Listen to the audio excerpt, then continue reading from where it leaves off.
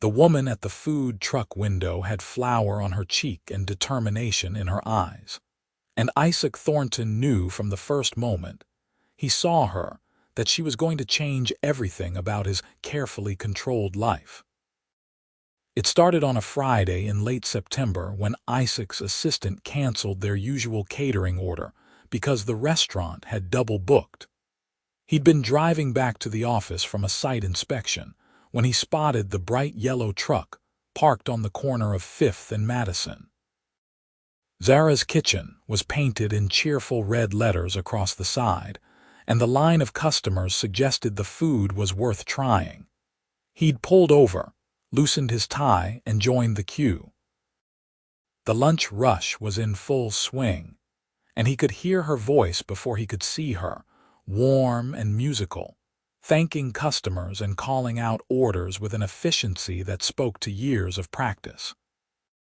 When he finally reached the window, she looked at him with eyes the color of honey, and he forgot what he'd planned to order. "First time?" she asked, wiping her hands on her apron. Her dark hair was pulled back in a ponytail, and that smudge of flour on her cheek made her look both professional and endearingly human.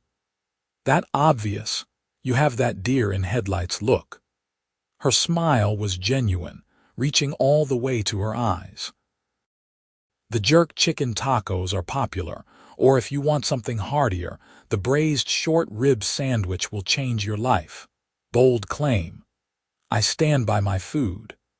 There was pride in her voice, the kind that came from building something with your own hands. He ordered both, plus the sweet potato fries and a lemonade, and when she handed him the bag through the window, their fingers brushed for just a second. "Enjoy," she said, already turning to the next customer. Isaac ate in his car, and she hadn't been exaggerating. The short rib sandwich was incredible, the meat tender and flavorful, the bread clearly homemade. He found himself thinking about it during his afternoon meetings, about the care that had gone into each element. The next Friday, he went back, and the Friday after that. By the 4th week, it had become a ritual. He'd leave the office at 11:30, beat the worst of the lunch crowd, and order something different each time. Zara, he'd learned her name from the truck's side, always had a recommendation, always asked how he'd liked the previous week's choice. "You're becoming a regular," she said one afternoon in late October, handing him a container of her special gumbo. "I'm going to have to come up with new menu items to keep you interested. Everything's been excellent so far." "Well, thank you. That means a lot." She hesitated, then added, "Most people who wear suits like yours don't eat from food trucks." Isaac glanced down at his charcoal Tom Ford suit. Their loss. It was November when he started buying more than just his lunch. He'd order the jerk chicken tacos, then add the blackened fish sandwich, then the pulled pork plate, then the day's special. Zara raised an eyebrow but didn't comment, just packed everything carefully and took his card. "Big appetite today?" she asked, humor dancing in her eyes.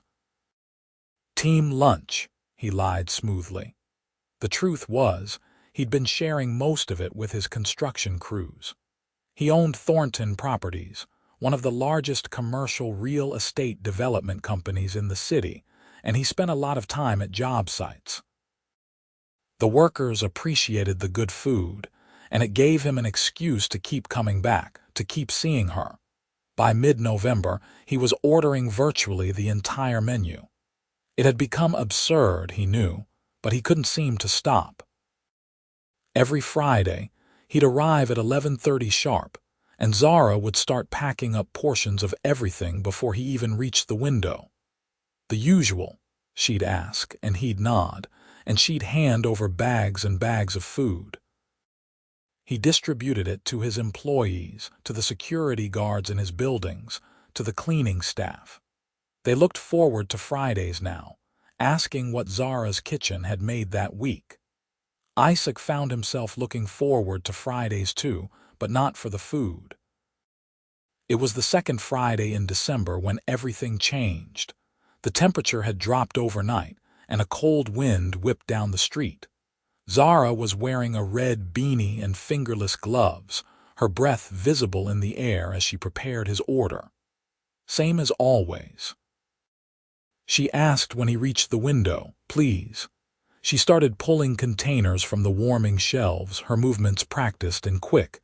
Then she paused, turned back to face him, and crossed her arms. "Okay, I have to ask." Isaac's heart rate picked up. "Ask what?" "Why do you buy my entire menu every single Friday?" "I've been trying to figure it out for weeks. At first I thought maybe you were catering an office party, but every week. And you're always alone. Are you secretly a competitive eater? Do you have a freezer full of my food? Are you doing some kind of weird market research?" He could have lied, should have lied. Instead, he found himself saying, "Brilliant." Zara blinked. "What? You're brilliant. Your food is brilliant. The way you've built this business, the care you put into every dish, the fact that you've created something that brings people joy every single day. That's brilliant. And I wanted to support it." The wind picked up, sending a flurry of dead leaves skittering past the truck. Zara stared at him, her mouth slightly open, clearly not the answer she'd been expecting.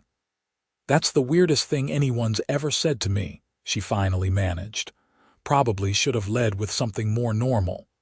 "No, she laughed, the sound bright and surprised. "That's actually really sweet. Bizarre, but sweet. Though you know you don't have to buy everything to support me, right? One meal would be fine." "Where's the fun in that?" She studied him for a long moment, and Isaac felt exposed in a way he rarely did.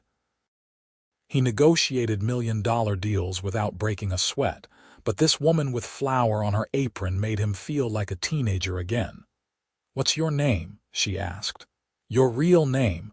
I can't keep thinking of you as suit guy in my head." "Isaac. Isaac Thornton." Something flickered across her face, recognition maybe, but it was gone too quickly for him to be sure. "Well, Isaac Thornton, I'm Zara Ellis, officially. And since you're apparently my biggest fan, how about you stick around and tell me what you really think about the food? The honest truth, not just that everything's excellent." He'd had 3 meetings scheduled that afternoon, important ones. Instead, he said, "I'd like that." She handed him a container of jambalaya and a fork, then made one for herself. The lunch rush was over, and the few stragglers who approached saw them talking and decided to come back later. They sat on the curb behind the truck, out of the wind, eating and talking. Zara told him about her grandmother, who taught her to cook when she was 7 years old. About putting herself through culinary school while working 3 jobs. About saving for 5 years to buy the truck. She'd been running Zara's kitchen for 18 months now, and it was everything she'd dreamed of and harder than she'd imagined. "Some weeks I barely break even," she admitted, setting down her empty container. "The truck needed a new transmission last month, and that basically wiped out my savings. But I love it. Every single difficult, exhausting day of it." Isaac understood that feeling. He'd built Thornton properties from the ground up, starting with a single apartment renovation when he was 23. Now, at 32, he owned office buildings, shopping centers, residential complexes across the city. But he still remembered what it felt like to pour everything into a dream. "What about you?" Zara asked. "What do you do when you're not buying out food trucks, commercial real estate development?" "That sounds fancy." "It's a lot of paperwork and dealing with contractors who think building codes are suggestions," she laughed. "So why my truck?" "There are closer places to your office, I'm sure, fancier places. Because the food's the best I've had. Because you clearly care about what you're doing, and because—" He hesitated, then decided to be honest. "Because every Friday seeing you made the whole week worth it." Zara's cheeks flushed, and it wasn't from the cold. "That's a pretty smooth line." "It's not a line." She met his eyes and something passed between them, electric and undeniable. "I should get back to work," she said quietly, "but would you want to do this again? Not the buying everything thing, that's still weird. Just talking." "Yes. Tomorrow I'm at the farmer's market on Saturday mornings. I could meet you after around noon. I'll be there." Isaac drove back to his office in a daze, missing his turn twice because he couldn't stop thinking about the way she'd smiled at him. His assistant, Margaret, took one look at his face and said, "You met someone. Is it that obvious? You look like you got hit by a truck. A good truck. A happy truck." He spent that evening looking up everything he could find about Zara's kitchen. There wasn't much, just a simple website with the menu and locations and a modest social media presence. A few reviews on local food blogs, all glowing. One article from 8 months ago about up-and-coming food trucks in the city. No mention of Zara herself, no background, no interviews. Saturday morning moved with agonizing slowness. He went to the gym, trying to burn off nervous energy, changed his shirt 3 times. Showed up at the farmer's market at 11:45 and spent 15 minutes pretending to examine organic vegetables while actually scanning the crowd for her. She appeared at 12 on the dot, wearing jeans and a cream-colored sweater, her hair down around her shoulders. She looked different out of her work clothes, younger somehow, and Isaac's mouth went dry. "Hi," she said, slightly breathless like she'd been hurrying. "Sorry, the market was packed. I just got here," he lied. They walked through the market together, Zara stopping occasionally to examine produce or chat with vendors she clearly knew well. She had an easy way with people, remembering names and asking about families, and Isaac found himself content just to walk beside her and listen. They got coffee from a stand and found a bench in the nearby park. The December sun was weak but present, and couples and families strolled past, enjoying the unseasonably mild day. "Can I ask you something?" Zara said, wrapping her hands around her cup. "And you have to promise to tell me the truth." "Okay. When you said I was brilliant yesterday, did you mean the food or me?" Isaac considered lying again, making it easier, safer. But there was something about her direct gaze that demanded honesty. "Both. Definitely both." "I looked you up last night," she admitted. "After you left. Isaac Thornton of Thornton Properties. You're not just in real estate, you're a millionaire, multiple times over." "Does that bother you?" "I don't know yet. It's just different. I've never had a millionaire buy my jambalaya before." "It's really good jambalaya," she laughed, some of the tension breaking. "Why didn't you tell me?" "Because I liked that you didn't know. You treated me like a regular customer, not like someone who could invest in your business or offer you opportunities. You were just yourself." "I'm always myself. Can't really afford not to be." She took a sip of her coffee, studying him over the rim. "So what happens now? You're this successful businessman, and I'm a food truck owner who's one bad week away from disaster. What exactly are we doing here? Getting to know each other? Is that what rich people call dating? Is that what we're doing?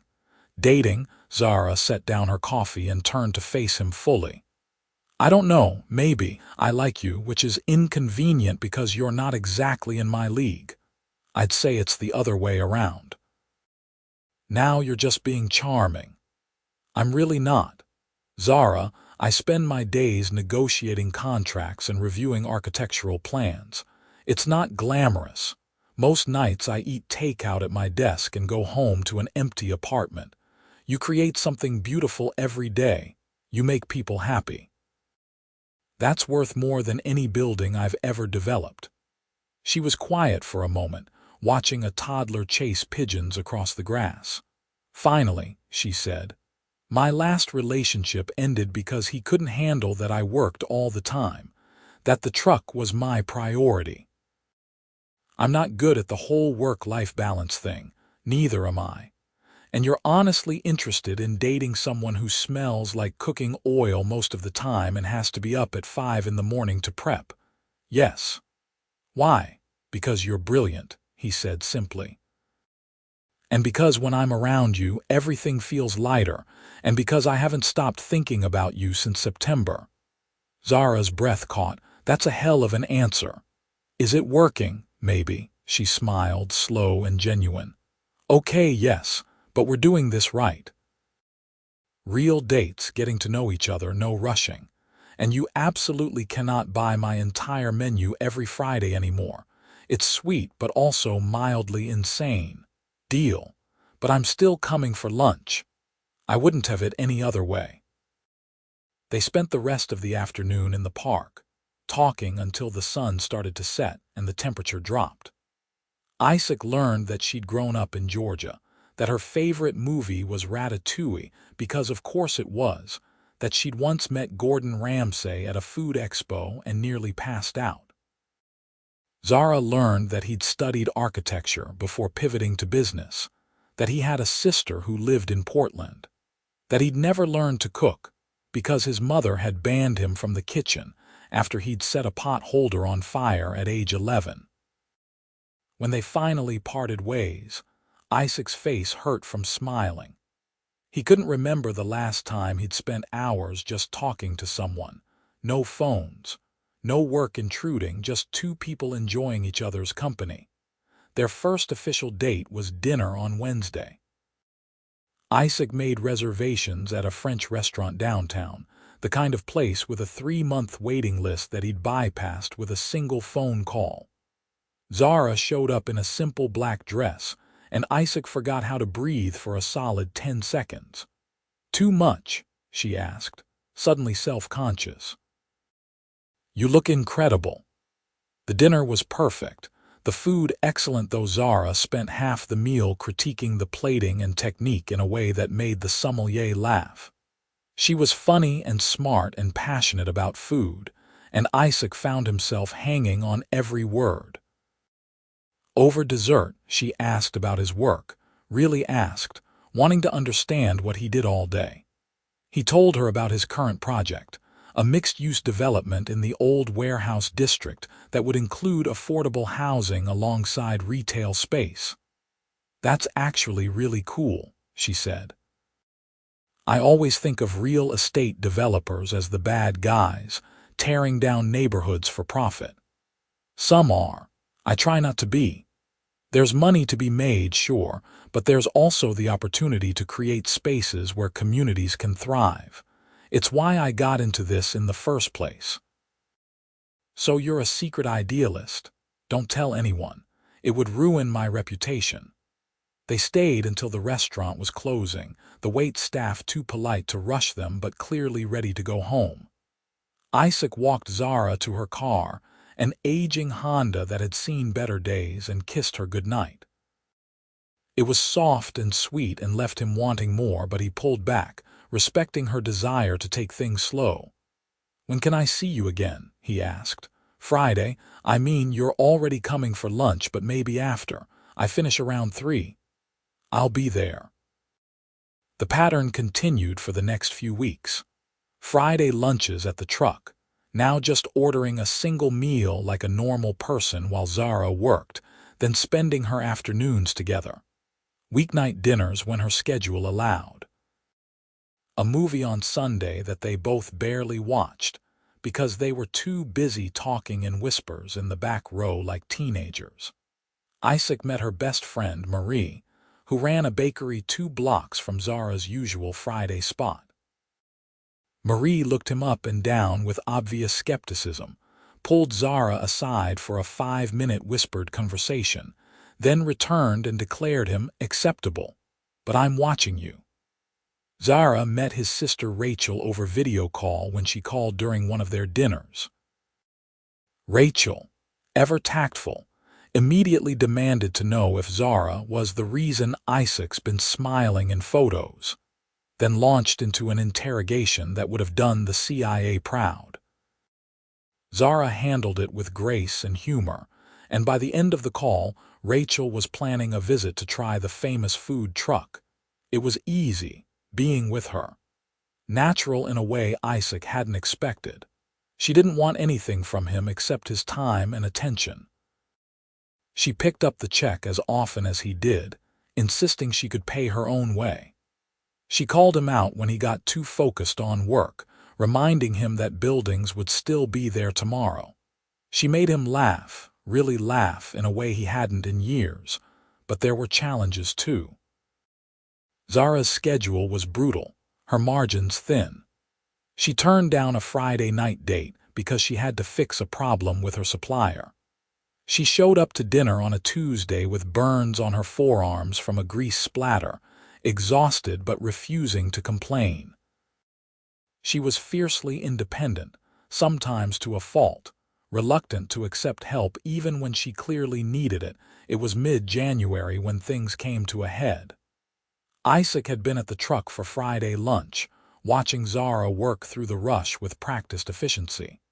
But he'd noticed things. The fryer was making a concerning noise. One of the service windows wasn't closing properly. The truck itself seemed to be listing slightly to one side. "How's the truck running?" he asked when the crowd finally cleared. "Fine," she said, not meeting his eyes. "Zara, it's fine. Just needs some maintenance." "What kind of maintenance?" she sighed, leaning against the counter. "The kind that costs money I don't really have right now. The fryer's on its last legs and the suspension needs work, and there's a leak somewhere in the water line I can't find. But it's fine. I'm saving up. How much do you need?" "Isaac, no. I didn't offer anything, I just asked. You're thinking about offering, I can see it on your face, and the answer is no. I appreciate it, I really do, but I can't take money from you." "Why not?" "Because this is my business, my dream. I need to do it myself." "That's just pride talking." Her eyes flashed. "Maybe, but it's my pride and it matters to me. I'm not going to be some struggling entrepreneur you rescue. That's not who I am." They argued about it right there behind the truck, voices low but intense. Isaac insisted it would be a business loan, that he could draw up proper contracts. Zara refused, said it would change things between them, would make her feel obligated. They reached an impasse, both stubborn, both convinced they were right. "I should get back to work," Zara said finally, her voice tight. "I'll call you later." But she didn't call. And when Isaac texted her that night, her responses were brief, distant. He gave her space, hoping she'd cool down, but by Tuesday she still hadn't reached out. He tried calling Wednesday evening, but it went to voicemail. By Friday, he was worried. He showed up at the truck at his usual time, but it wasn't there. He called Marie, who said Zara had mentioned mechanical problems. Isaac's stomach dropped.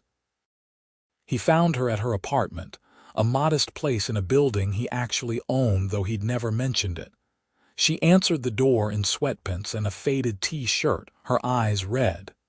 "The truck broke down," she said before he could ask. "Tuesday morning. It's going to cost $8,000 to fix everything, and my insurance won't cover it all. I have about $3,000 in savings, so I'm done. It's over." Isaac's chest tightened.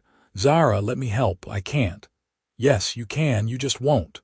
"What's the difference?"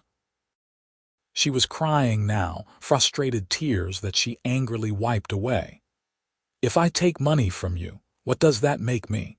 The failure who needed her millionaire boyfriend to bail her out. It makes you someone who had bad luck and accepted help from someone who cares about you. That's all. You don't understand. This truck is everything I've worked for. Every decision, every sacrifice, it was all for this. And if I can't keep it running on my own, then what was the point?" Isaac stepped into the apartment, closing the door behind him. "The point is that you built something amazing. That you create food that makes people happy. That you've been doing this alone for 18 months through sheer determination. But you don't have to be alone anymore. I don't want to owe you. You wouldn't owe me. But if it makes you feel better, we can draw up a proper loan agreement. Market rate interest, repayment schedule, everything legal and official. Or better yet, let me invest in Zara's kitchen. I've been looking at your numbers, and you've been looking at my numbers. You left your laptop open at my place last week. I may have glanced at your spreadsheet. Which is impressive, by the way.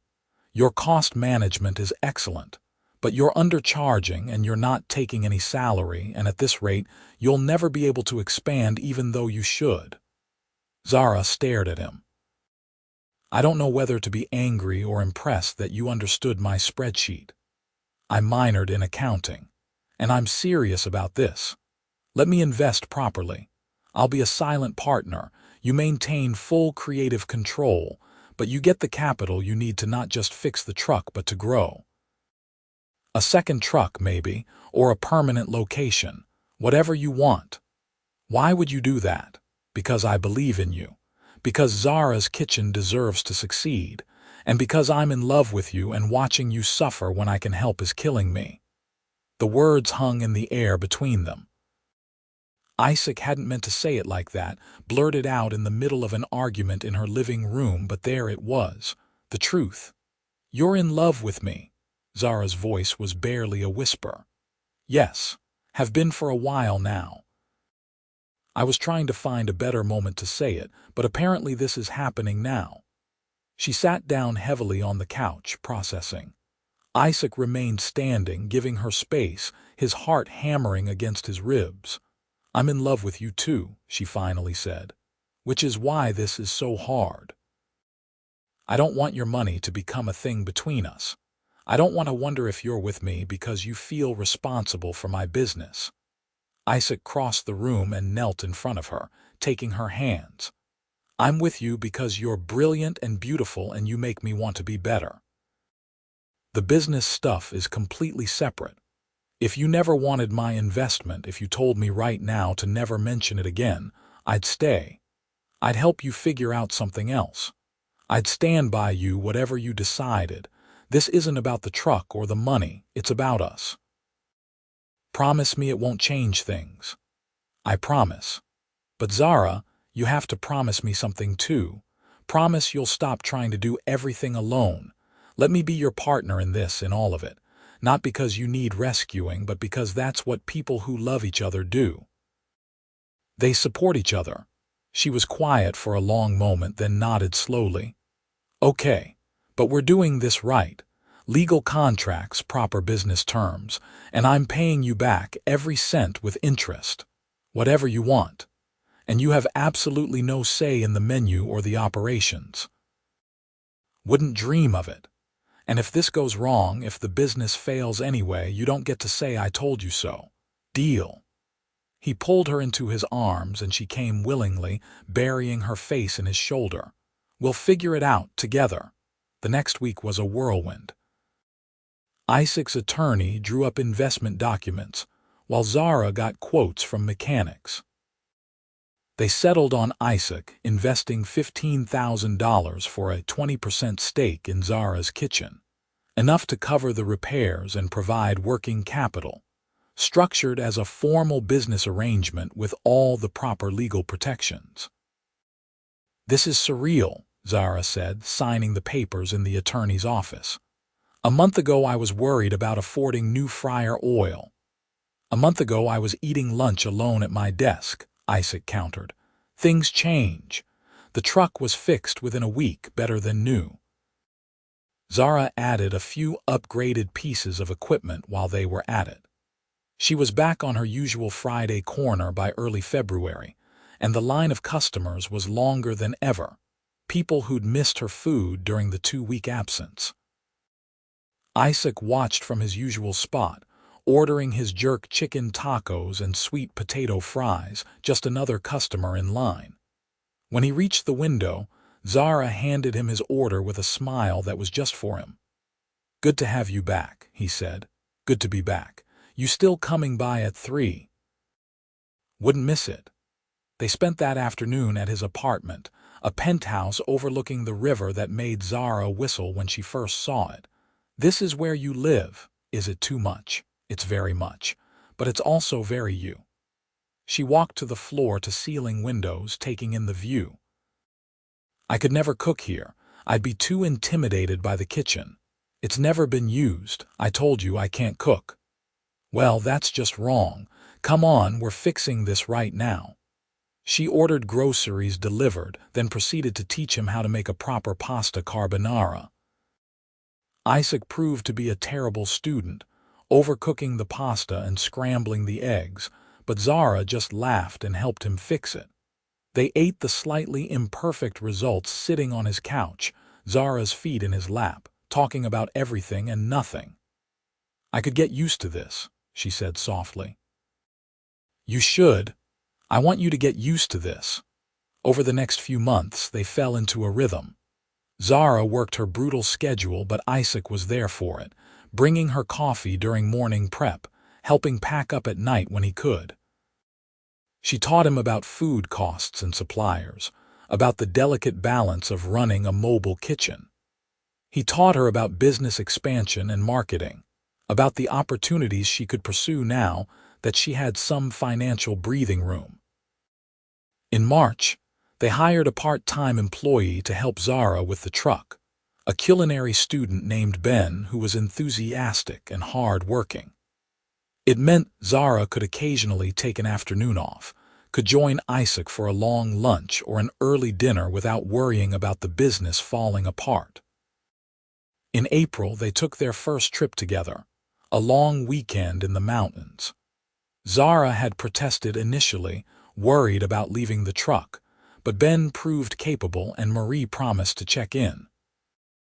They stayed in a cabin with a view of the valley, spent their days hiking and their nights by the fire, and Isaac realized he'd never been happier.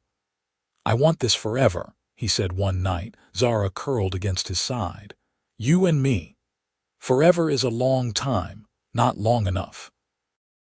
She tilted her head to kiss him. "Then I guess we're stuck with each other." By May, Zara's kitchen had become the most popular food truck in the city. There were articles in food magazines, features on local news, a waiting list of events wanting to book her. Zara hired 2 more employees and started seriously considering Isaac's suggestion of a second truck. "I never thought I'd get here," she admitted one Sunday morning, sitting at Isaac's kitchen island while he attempted to make pancakes. "When I bought that truck, I just hoped I'd survive the first year." "You did more than survive. You thrived." "We thrived. Isaac, I know we have the legal agreement and everything, but I want you to know that all of this, I couldn't have done it without you.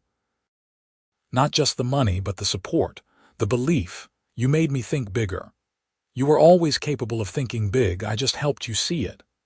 The pancakes were a disaster, burnt on the outside and raw in the middle, but they ate them anyway, laughing.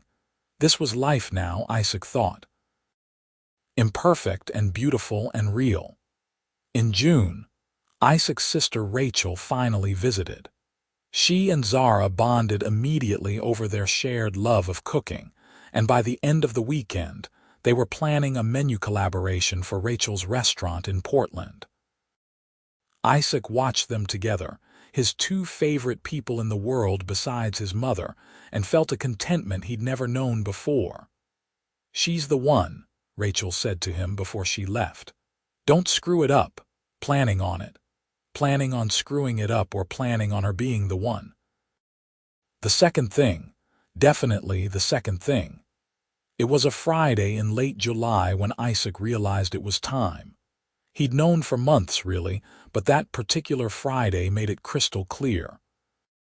He'd shown up at the truck for his usual lunch, and Zara had been slammed, the line stretching around the block.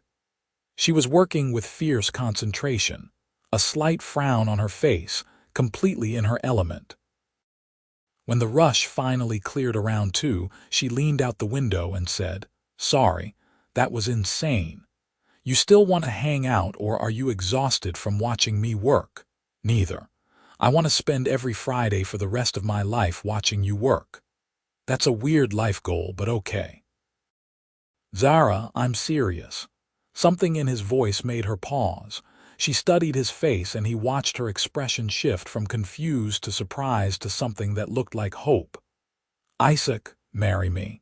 What? Marry me? I know this isn't romantic and I don't have a ring and you're covered in barbecue sauce, but I can't wait anymore. Marry me. You're proposing at my food truck. Is that a no? It's a where's the ring and you're an insane person, but also yes. Isaac's heart stopped. Yes. Yes, you lunatic. Of course yes. She was laughing and crying at the same time, leaning so far out the window she was in danger of falling. Get up here. He climbed the step to the window and kissed her, not caring that they were in public, that people were starting to stare. She kissed him back, her hands in his hair, and the world felt perfect. I love you, he said against her mouth, so much. I love you too, but you're absolutely getting me a proper proposal with a ring. Tomorrow, next hour, whenever you want, tomorrow, tonight we celebrate. They closed the truck early, Ben handling the cleanup while Isaac and Zara went to his apartment and called everyone they knew. Rachel screamed so loud, Isaac had to hold the phone away from his ear. Marie demanded to be the maid of honor before Zara even asked. Isaac's mother cried happy tears and immediately started planning. That night, lying in bed with Zara's head on his chest, her fingers tracing patterns on his skin, Isaac felt like the luckiest man alive. What are you thinking? She asked quietly. That I almost didn't go to your truck that first day.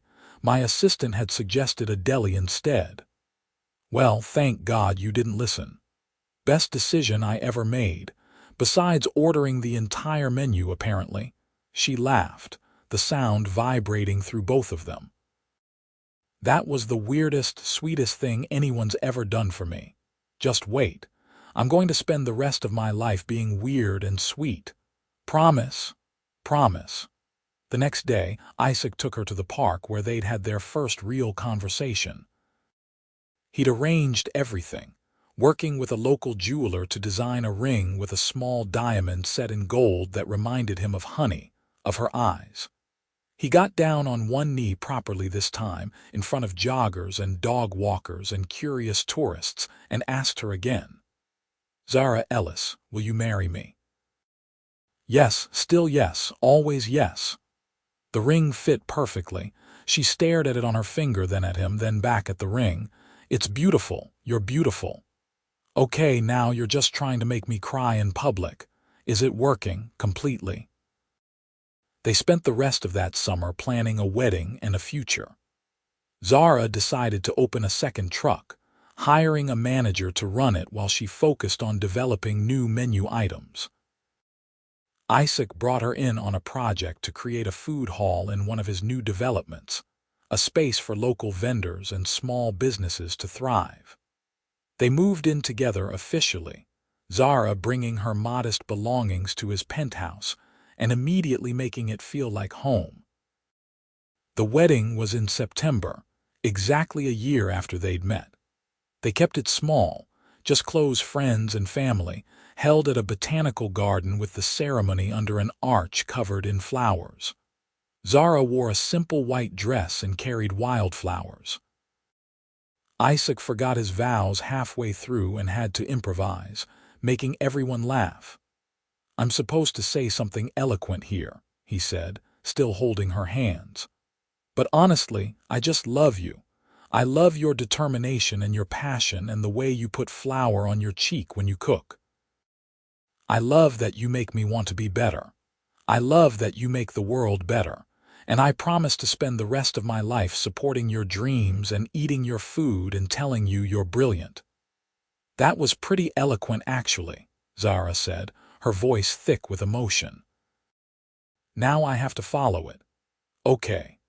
Isaac, I love you for seeing me when I was just another food truck on a corner. I love you for believing in me when I didn't quite believe in myself. I love you for being patient and kind and ridiculous. I promise to feed you, to challenge you, to stand beside you in everything. And I promise to never let you near a stove unsupervised. They kissed before the officiant could tell them to, and their guests cheered. The reception was at the food hall Isaac was developing, still under construction but transformed for the night with lights and flowers and long tables. Zara's food truck catered, along with Marie's bakery and 3 other local vendors. It was perfect and imperfect, delicious and chaotic, and completely them. "Happy?" Isaac asked during their first dance, a slow song under string lights. "Impossibly happy." "You, same. Even though you married a woman who owns a food truck." "Especially because I married a woman who owns a food truck. Best food truck in the city, actually. Best food truck in the country.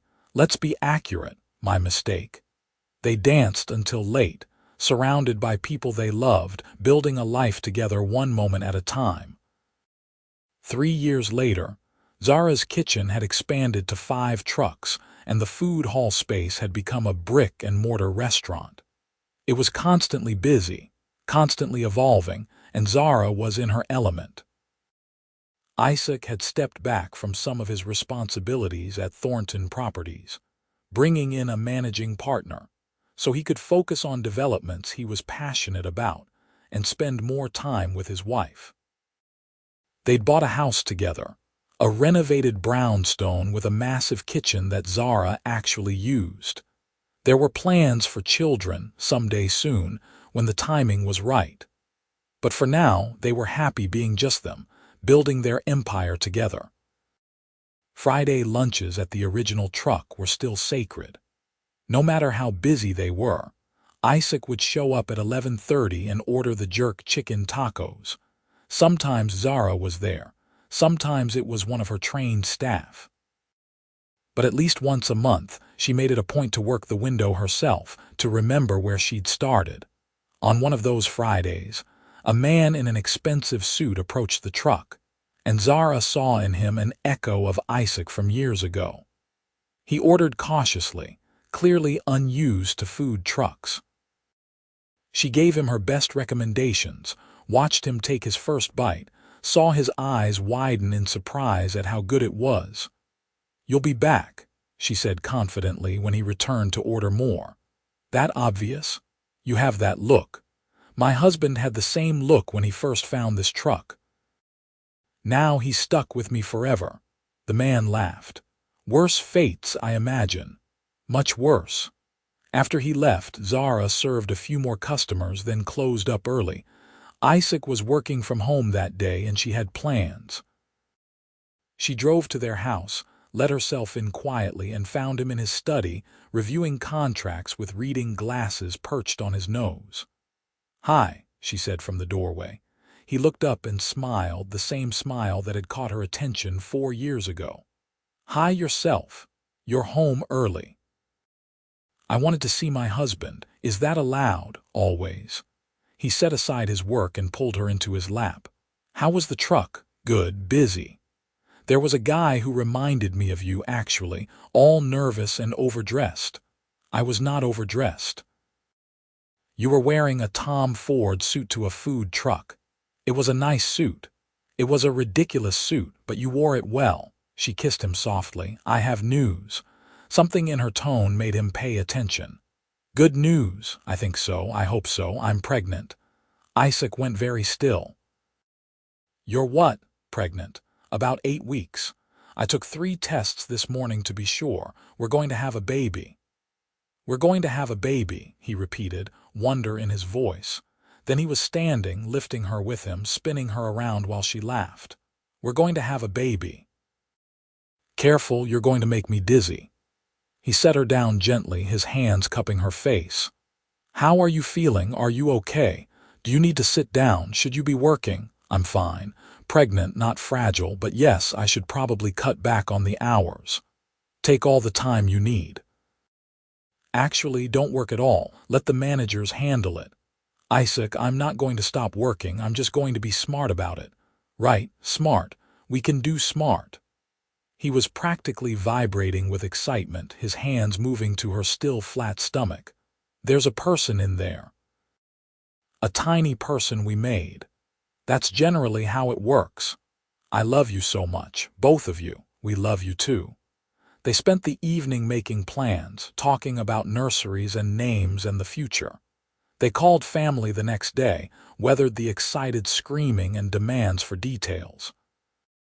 Rachel immediately announced she was going to be the fun aunt. Zara's mother cried happy tears and started knitting tiny sweaters. Zara worked through the pregnancy, stubbornly, though she did cut back on hours and let her managers handle more. Isaac hovered, protective and anxious, making sure she ate enough and rested enough and wasn't overexerting herself. She found it endearing and annoying in equal measure. Their daughter was born in late spring, a tiny thing with Isaac's dark hair and Zara's honey-colored eyes. They named her Grace, after Zara's grandmother who'd first taught her to cook. She was perfect and terrifying and completely changed everything. "I have no idea what I'm doing," Isaac admitted at 2 in the morning on their third night home from the hospital, holding Grace while she fussed. "Neither do I," Zara said from the bed, exhausted but unable to sleep. "But we'll figure it out. Together." "Together," he agreed, and they did. It wasn't easy or perfect. There were sleepless nights and stressed days and moments when they wondered if they were doing any of it right. But there were also moments of pure joy. Grace's first smile, her first laugh, the way she lit up when Zara sang to her, the way she fell asleep on Isaac's chest, tiny fists curled against his shirt. On Grace's first birthday, they threw a party at the restaurant. Friends and family crowded in, celebrating the business that had brought Isaac and Zara together and the family they'd built. Isaac stood by the window, watching Zara blow out the candle on Grace's smash cake while their daughter grabbed handfuls of frosting with gleeful abandon. "Happy?" Rachel asked, appearing beside him with a glass of wine. "Beyond happy. Grateful, I think. I never expected this." "What, that you'd fall in love with a food truck owner and have an adorable baby and live happily ever after?" "Exactly that." "Well, you earned it, both of you." She clinked her glass against his beer bottle. "To Friday lunches and brilliant women and knowing a good thing when you see it." "I'll drink to that." That night, after everyone had left and Grace was asleep in her crib, Isaac and Zara sat in the restaurant's kitchen. It was quiet, the space clean and ready for tomorrow. Zara was leaning against him, tired but content. "Can you believe it's been 5 years?" she asked. "Since that first Friday?" "Sometimes. Other times it feels like just yesterday." "Do you ever regret it? The chaos I brought into your life?" "Never, not for a single second. You're the best thing that ever happened to me, Zara. You and Grace. Even though I made you learn to cook, especially because of that. My carbonara is almost edible now," she laughed, the sound familiar and beloved. "Almost. We'll get you there eventually." "You've got time. We've got forever." Forever sounds perfect. Outside, the city moved on, people living their lives, making their own choices, creating their own stories. But in that kitchen, in that moment, Isaac and Zara had everything they needed. Love and laughter and a future stretched out before them, full of possibility. It had started with a food truck and a Friday lunch, and a man brave enough to tell a woman she was brilliant. It had grown into something neither of them could have predicted, something beautiful and real and theirs. And every Friday, without fail, Isaac still showed up wherever Zara's original truck was parked and ordered the jerk chicken tacos. Because some traditions were worth keeping. Because it reminded them of where they'd started. Because love, real love, was built on small moments as much as grand gestures. "Same time next Friday?" Zara asked as they locked up the restaurant and headed home. "Wouldn't miss it," Isaac said, taking her hand, and he never did.